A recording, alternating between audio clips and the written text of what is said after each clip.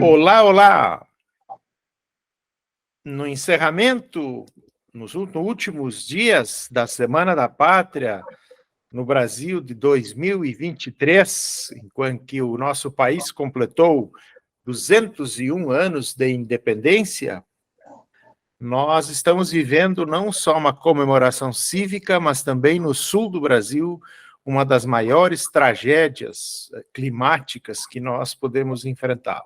O estado do Rio Grande do Sul, uma boa parte do estado do Rio Grande do Sul, foi assolado por um ciclone extratropical e causou, até o dia de hoje, já 46 mortes, fora o número de desaparecidos. Estamos vivendo uma corrente de solidariedade no estado, das doações, e eu gostaria de me unir a esse conjunto de solidariedade, né, para que a gente siga fazendo doações. E hoje uma amiga levantou uma questão muito interessante, que me tocou do ponto de vista da sensibilização. As crianças estão brincando com os restos que sobraram, com caixas de papelão, estão brincando com restos de cabo de vassoura. Doação de brinquedos daqui para frente, para um pouco para amenizar o sofrimento e criar novamente o espaço do lúdico para as crianças, eu acho que seria uma coisa interessante. Na agricultura, daqui uns dias os agricultores vão se dar por conta da falta de sementes.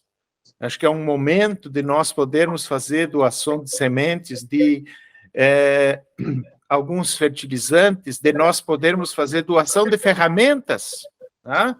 Porque até as ferramentas elas foram embora. Então, realmente é uma situação bastante crítica, complexa para nós. Me solidarizo e faço essa sugestão, principalmente com relação a sementes e brinquedos. Antes de iniciarmos, eu gostaria também de, agora sim, passar algo que nos orgulha como Coopcast.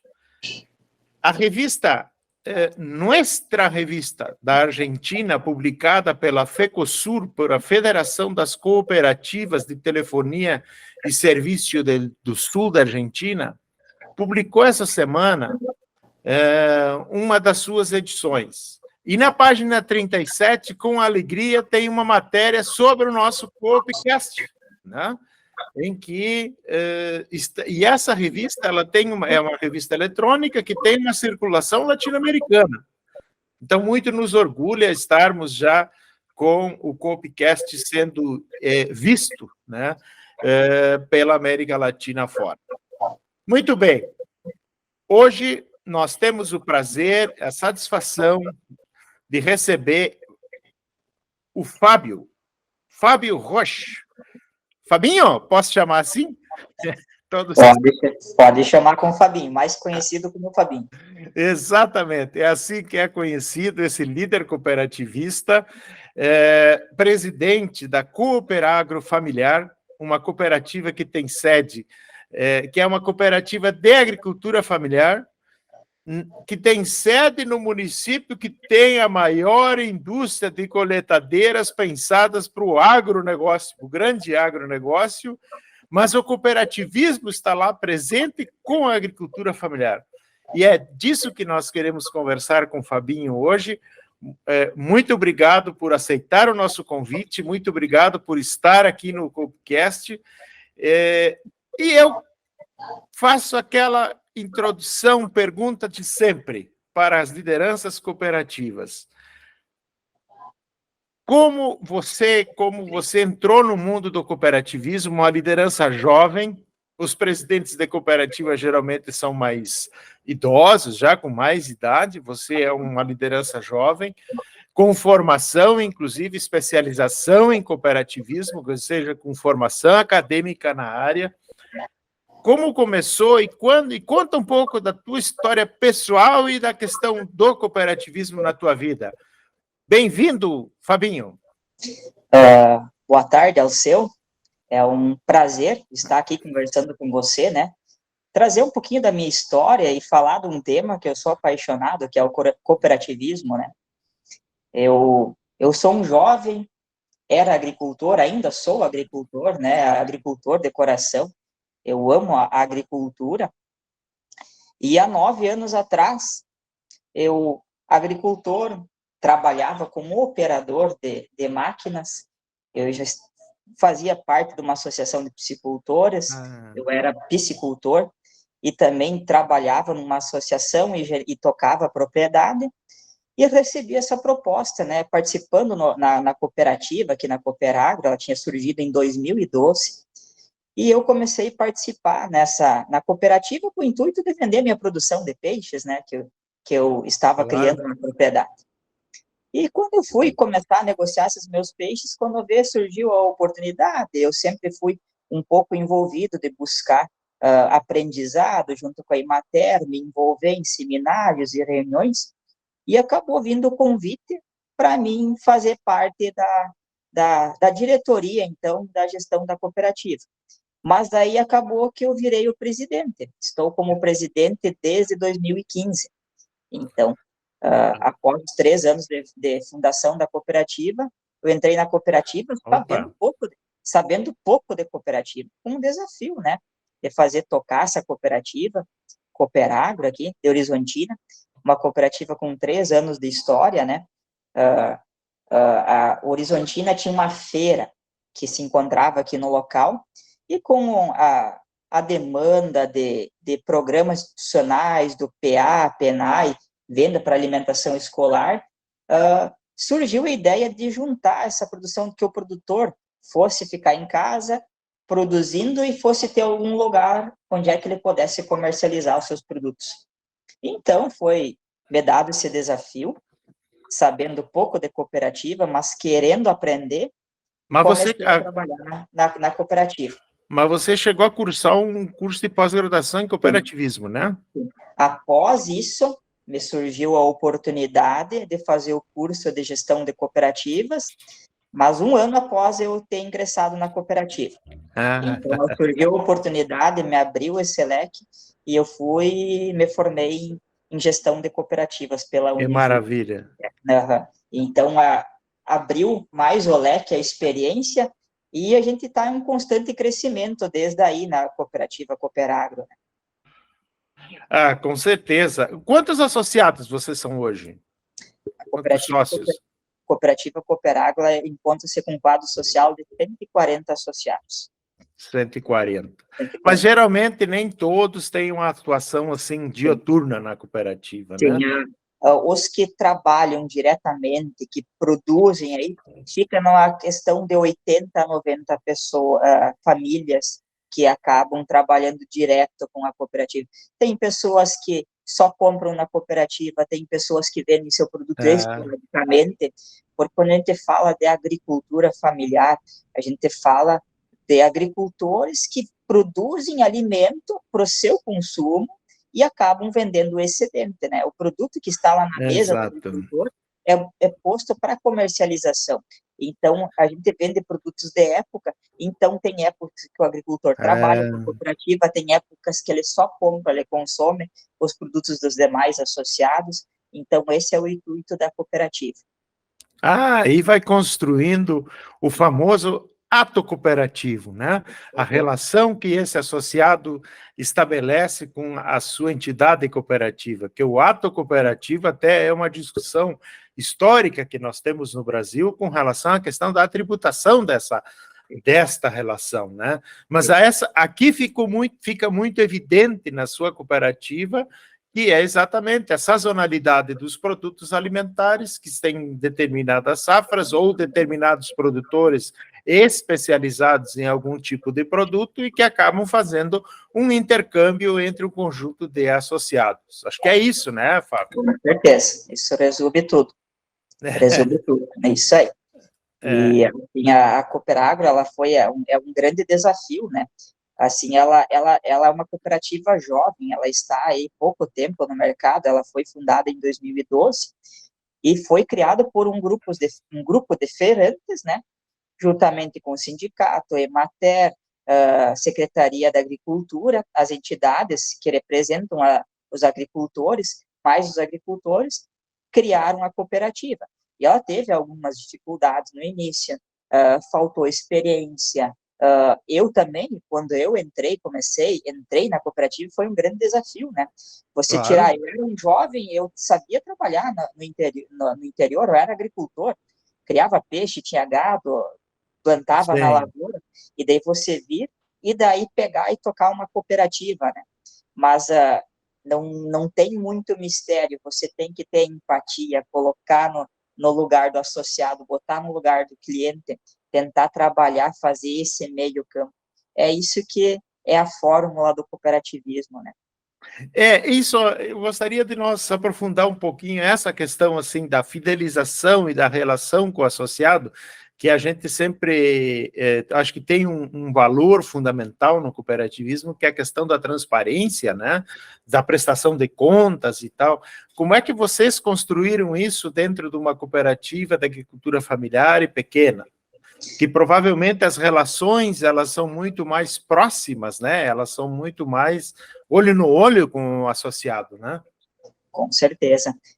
Como a gente trabalha com alimento, é um produto perecível, o associado, o agricultor, ele está dia a dia dentro da cooperativa, trazendo produto, levando, e assim, ó, um dos grandes negócios que nós temos é a intermediação da alimentação escolar. Hoje a Cooperagro Familiar, Ah, ela vende para o PENAI, então a Cooperagro, ela 50% do faturamento da cooperativa vem da alimentação escolar, que a cooperativa intermedia esse negócio, essa compra e venda entre o agricultor familiar associado, né, junto com as entidades.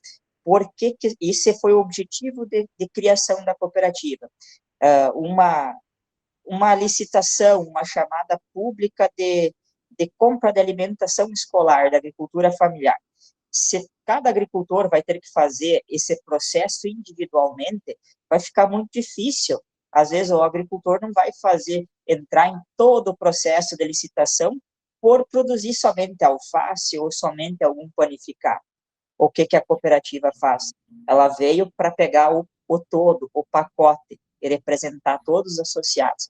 Até o associado que não vende alimentação escolar, ele se beneficia com o em todo, né? E a gente tem um mercado, um ponto de venda também, onde é que está aberto todos os dias em horário comercial, botando esse produto exposto para a comunidade horizontina e região. Isso é fantástico, porque aí você adquire escala, né? E aqui nós entramos em mais uma outra questão, que nós estamos falando de alimentação escolar e alimentos produzidos pelos produtores locais. Eu acho que nós temos dois aspectos. O primeiro que é o cultural, quer dizer, as crianças dessas escolas, os alimentandos, as crianças e os jovens que recebem esse produto no seu ambiente escolar, eles estão consumindo um alimento da cultura local, da cultura regional. Eu sempre digo, lá nos anos 1990, chegava aqui na alimentação escolar das nossas regiões a rapadura do Nordeste, coisa que nós não temos o hábito do consumo, né? Apenas para ilustrar. Um outro elemento que eu acho que essa é a palavra-chave, alimento saudável. Como é que é essa preocupação de vocês, da cooperativa e dos seus associados, nessa questão da alimentação escolar e a relação do alimento saudável? Com certeza, assim, a agricultura familiar, ela sempre se preocupa e se preocupou com o intuito alimentação saudável. Pois a alimentação que está indo para as escolas hoje, que a gente tem exposto aqui da agricultura familiar, a gente sabe levar na propriedade do agricultor que está produzindo, a gente sabe o processo que é usado para produzir, é uma alimentação saudável, fresca, que está vindo aqui do município, né? E a cooperativa sempre, o conjunto de cooperativas, a agricultura familiar, ela sempre se preocupa em tentar incentivar do menos agrotóxico, de fazer uma produção mais saudável, biológica, orgânica, né? Muito se fala hoje de produção orgânica, né? A cooperativa é uma grande incentivadora da produção orgânica, né? Então, é com muita satisfação que a gente pode dizer o produto que vai para a mesa, que é exposto para o consumidor, para as crianças, como alimentação escolar, é o excedente lá que o agricultor não está conseguindo consumir, que ele está vendendo para as outras famílias, né? Então, é uma preocupação muito grande que a agricultura familiar tem, né, com esse quesito. Muito bem. Acho que esse é o grande desafio que nós temos em termos, inclusive, de nação, né? A questão do alimento saudável e as cooperativas de agricultura familiar, a constelação que nós temos, apesar de representarem, do ponto de vista do agronegócio, uma produção pequena, mas na produção de alimentos, a agricultura familiar é responsável por 70% da produção de alimentos brasileira, as cooperativas jogam um papel fundamental, super importante nessa questão. Fabinho, mais um aspecto. O que vocês pensam agora do ponto de vista da cooperativa de vocês para o futuro, da expansão? Como é que você está vendo, digamos, essa conjuntura, esse momento de 2023, e como é que vocês pensam 2024, 2025? Quais são os desafios que vocês têm pela frente? Com certeza, assim, a gente tem... os nossos sonhos são grandes, a nossa sonho de expansão, de ganhar mais mercado, tentar atingir novos municípios, né? E é muito grande, né? Claro que tudo tem que ser bem pensado estrategicamente. Hoje nós não temos ainda um produto com a marca Cooperagro. É uma ideia que nós temos agora, que nós já estamos desenhando para pôr em prática, né? Colocar o nosso produto da agricultura familiar, marca Cooperagro, botar isso para outros mercados, outros pontos de venda, né? Então, é um projeto nosso e, com certeza, crescer para conseguir crescer, fazer que o agricultor possa produzir mais, vender em escala, né? A questão de venda para o mercado institucional também, pegar bem forte nisso, né? E cada vez tentar mais produto, tentar fazer que o agricultor fique no interior, trazer essa opção para ele, porque um grande problema que nós temos não é só nosso aqui, a agricultura familiar, que é a sucessão familiar. Exatamente. É um tema, assim, que tem que ser abordado com urgência, porque hoje a gente consegue ver, é até um quesito nosso aqui da cooperativa, né? Jovens são muito poucos jovens que estão ficando na agricultura familiar. E isso é preocupante, é uma preocupação que nós temos aqui como cooperativa, em continuidade da cooperativa, mas também é uma grande preocupação, como você falou, a agricultura familiar responsável de 70% da alimentação que vai direto na mesa de nós brasileiros sai da agricultura familiar. Então, o que nós vamos consumir, se alimentar daqui a uns anos, se o jovem não está mais ficando? Algum dia as pessoas vão parar de produzir, vai ter que ter a sucessão, e isso nos preocupa bastante, o tema sucessão familiar. Hoje, como todo mundo sabe, a produção de alimento, a agricultura familiar, ela ainda necessita um pouquinho de um trabalho mais braçal, é um trabalho que não é tão fácil, a gente tem que se orgulhar muito do agricultor familiar, porque o trabalho dele é muito digno, mas também não é fácil, né? Ele é muito digno, ele está colocando alimento saudável na nossa mesa, mas é um trabalho que tem que ser lá, tem que trabalhar, tem que pegar a mão na enxada, tem que plantar, tem que produzir, tem que colher, e é diferente como o agronegócio, que hoje é tudo mecanizado, é fácil você produzir, você está num trator, numa máquina, com ar-condicionado, então isso está fazendo que o jovem não esteja ficando. E também o mercado de trabalho, o jovem da agricultura, hoje, ele vir para a cidade, ele tem emprego garantido, e acaba sendo uma disputa muito grande com a agricultura familiar, e a agricultura familiar está perdendo. Então, nós urgentemente temos que discutir uma estratégia, alguma coisa para conseguir reverter isso. Nós temos que tentar fazer alguma coisa para deixar o jovem produzindo, tendo uma qualidade de vida boa e produzindo o alimento que vai na nossa mesa, né? Então, esse é um grande desafio que nós temos em Com conjunto certeza. de Brasil, não é só nós aqui. Em nível nacional. Sobre essa questão de equipamentos, até porque vocês estão nesse município que é emblemático, a questão da presença de uma indústria de colheitadeiras que são cada vez maiores, né? O Brasil, acho que se ressente disso, de equipamentos que sejam adequados para pequenas produções. Quem nos ensina muito isso são os países asiáticos, o Japão, a Coreia, principalmente a China, né? Porque são produções em territórios pequenos em que eles têm um desenvolvimento de equipamentos muito grande e que faz um aumento significativo de produtividade. Acho que esse é até um desafio que a gente pode colocar para os nossos governos, né? Que construam intercâmbios de tecnológicos e possamos ter esse tipo de indústria de equipamentos que tenha linhas de desenvolvimento desse tipo de equipamentos, não que nós não os tenhamos, nós temos, mas eles não são, eu diria assim, ainda muito difundidos em nível nacional e nós temos poucas indústrias também nesse campo, né? Então, acho que é um desafio interessante.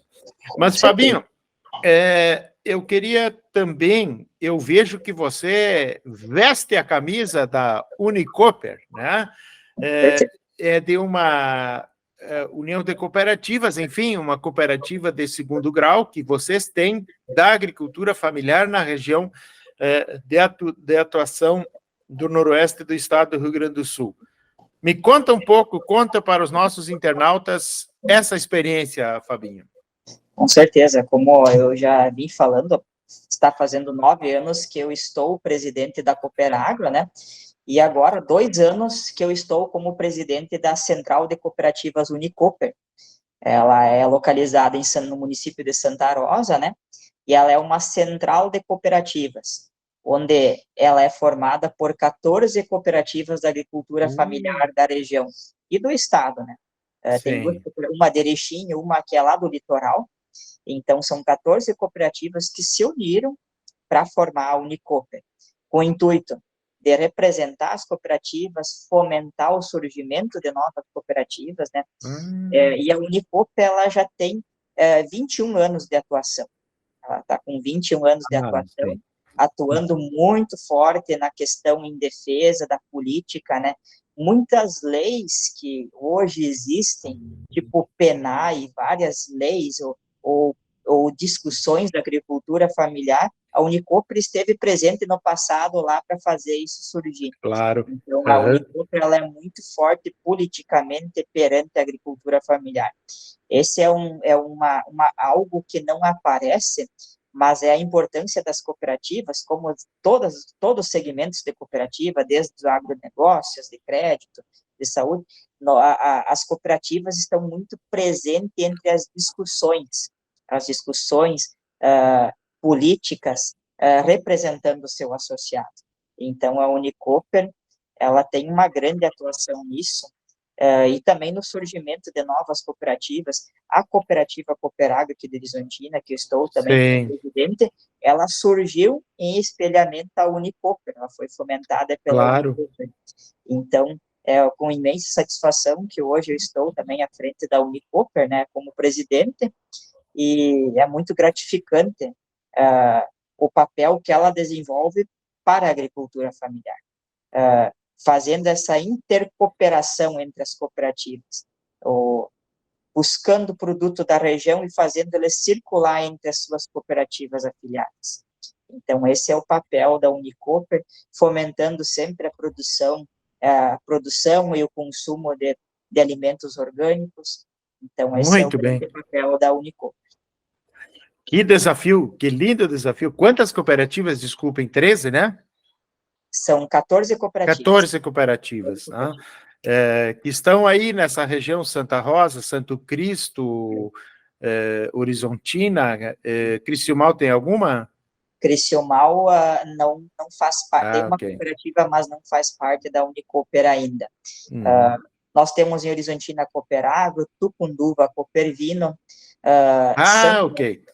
Santa Rosa nós temos a Copersol, Santo Cristo a Copasc, Alecrim tem a Copral, Porto Veracruz a Copovec, Porto Xavier nós temos a Copax, Campina das Missões temos uma cooperativa também, Erechim tem a Nossa Terra, então são diversas cooperativas que se uniram e formaram a Unicoper para fazer essa intercooperação de produtos. Fazer produto de Horizontina, sair daqui e chegar em Santa Rosa. Fazer produto de Santa Rosa, chegar em Horizontina. E discutir as políticas em comum das cooperativas, né? Exato, e aí vocês conseguem fazer atividades em comum. Eu imagino que lá no futuro possam montar uma central de compras de insumos, né? E também concorrer em terceiros mercados de novo com escala maior, à medida que essa união de cooperativas faça tal trabalho em termos do cooperativismo. Tá? Sobre a associação familiar, né, que nós temos esse grande desafio, eu acho que a gente poderia fazer um apelo, né? Nós temos hoje um espaço tão grande na nossa sociedade com relação à produção de alimentos saudáveis, alimentos orgânicos. Isso deve chamar, eu diria assim, deveria chamar a atenção, inclusive, de jovens urbanos, né? De que possam dar essa sua contribuição à sociedade, quer dizer, um olhar nesse sentido. E aí eu faço uma pergunta mais desafiadora nesse sentido, assim. Como você vê, como vocês estão conseguindo proporcionar renda a esse produtor? Porque as pessoas vão fazer uma coisa bem feita, com um alimento saudável, mas ela precisa também ter a sua sobrevivência, também ter a sua renda, né? E esta renda que seja uma renda possível de que as famílias tenham vida digna, né? Do ponto de vista dos seus confortos, do seu consumo, das suas coisas que elas gostam. Como você enxerga essa questão da formação, da contribuição na renda do associado de vocês, da cooperativa, ou das cooperativas? Com certeza. A agricultura familiar, ela, no passado, uma história que é minha própria, eu era agricultor, eu hoje não sou mais agricultor, né, eu sou agricultor de amor, né, mas o grande problema é a sucessão familiar ou a falta da família querer inovar. Às vezes tem muitos jovens que estão saindo, estão se formando, né, estão se formando como técnicos, como agrônomos, e não conseguem implantar isso na propriedade. Acabam vindo para a cidade, trabalhando para o agronegócio ou em outros ramos. Mas não, eu vejo a agricultura familiar como um local muito bom para se trabalhar, um local onde é que você pode tirar uma renda muito boa, você ter uma qualidade de vida muito boa na agricultura familiar. Ela é muito, muito bom trabalhar, porque você vai estar trabalhando num trabalho digno, num trabalho que você está produzindo alimento, que é algo sagrado, e você tem que, com certeza, ter a tua renda, tem que ter uma qualidade de vida, você tem que poder sair, você tem que ter teu carro, você tem que ter a internet, você tem que ter os confortos lá no interior que você teria na cidade. O direito ao lazer? Com certeza, o direito ao lazer. Então, isso é possível, é super possível. A gente vê, eu vejo hoje as pessoas no interior estão tendo uma vida muito melhor do que a população urbana. Você trabalhando certo no interior, é uma empresa como qualquer outra. Você trabalhando numa propriedade, você está gerenciando uma empresa. Você tem que levar a propriedade como empresa. Quem sabe isso no passado não era feito. Então, era muito discutido isso. Hoje, não, você vai lá, você fica na propriedade, você implanta um negócio, você leva isso como uma empresa, você vai ter uma rentabilidade muito boa, muito melhor do que trabalhando na área urbana, nas empresas, né? Então, não que seja ruim, mas a pessoa vai ter uma qualidade de vida boa no interior.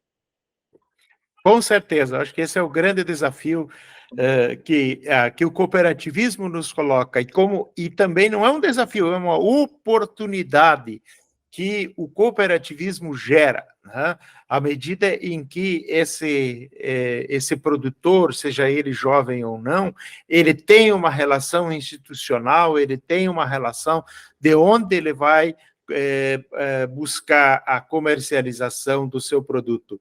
Ainda uma pergunta que está um pouco, que até eu acho que nos passou, mas vamos lá.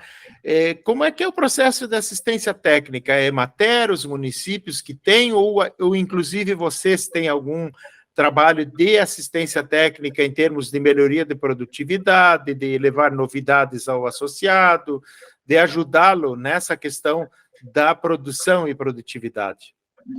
A cooperativa, pelo tamanho, a gente fala, quando fala na cooperativa de agricultura familiar, hoje a gente ainda não consegue ter um técnico específico, mas a gente sempre está acompanhando, direcionando isso para a Emater, a gente busca muitos cursos, né, pela cooperativa, para oferecer para os agricultores, né, então a gente tenta intermediar e trabalhar em parceria, são essas parcerias que a gente tem que ter com técnicos do município, da Secretaria da Agricultura, os técnicos da Emater, para fazer, todos eles atendem o mesmo público, as entidades do sindicato, trabalhadores rurais aqui de Horizontina também tem um técnico, então a gente tenta fazer um conjunto, porque todos eles defendem o mesmo agricultor, o mesmo associado, então se trabalha isso em conjunto, no momento, né?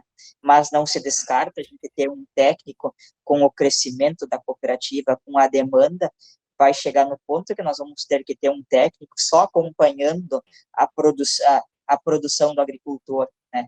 Isso vai chegar no ponto que vai ser necessário. Mas hoje a gente trabalha dessa maneira, com as parcerias das entidades. Exatamente, até porque esse acompanhamento técnico também tem a relação da qualidade do produto, da própria fiscalização, não vou chamar de fiscalização, mas da garantia da qualidade desse produto, que quem faz isso, quem consegue ajudar muito é a assistência técnica. Sim. Fabinho, para nós encerrarmos, qual é a mensagem que você deixa aqui, apesar de eu acho que ter deixado já mensagens super importantes para nós, mas algum tema que você acha que deveríamos abordar ainda com relação ao Unicoper ou a Cooperagro? Olha, assim, um tema que a gente vem, eu sempre, eu gostaria que a população fosse saber um pouquinho mais, se inteirar de qual é a importância do cooperativismo. Eu sou uma pessoa, sou apaixonado pelo cooperativismo, estudei cooperativismo e trabalho, mas eu vejo ainda que hoje nós poderíamos explorar muito melhor o cooperativismo. Ele tem muitas áreas ainda que podem ser exploradas, maneira de nós se unirmos para junto sermos mais fortes, chegarmos mais longe, né? Esse é um grande tema, um grande dever que a gente tem, essa questão do cooperativismo, de nós usarmos ele melhor, explorarmos essa força de uma maneira melhor. Esse é o tema que eu tenho como Cooperagro, como Unicoper, é um tema que vem bem forte, assim, no meu intuito pessoal. Não poderíamos encerrar o nosso episódio do Coopcast de forma melhor. Fantástico, maravilha. Muito, muito obrigado, Fabinho. E o nosso Coopcast está sempre à disposição. Eu diria assim, este episódio mostra mais uma vez a contribuição social que o nosso Coopcast está proporcionando para a sociedade. Aqui, o nosso alcance chegue às pessoas para que entendam a importância do cooperativismo para a economia, para a sociedade, para as pessoas. Muito, muito obrigado, Fabinho. Eu que agradeço a oportunidade de estar aqui conversando um pouco sobre o cooperativismo. Agradeço muito essa oportunidade. E sempre que precisar, estamos aí. Ok, muito obrigado. Tchau, tchau.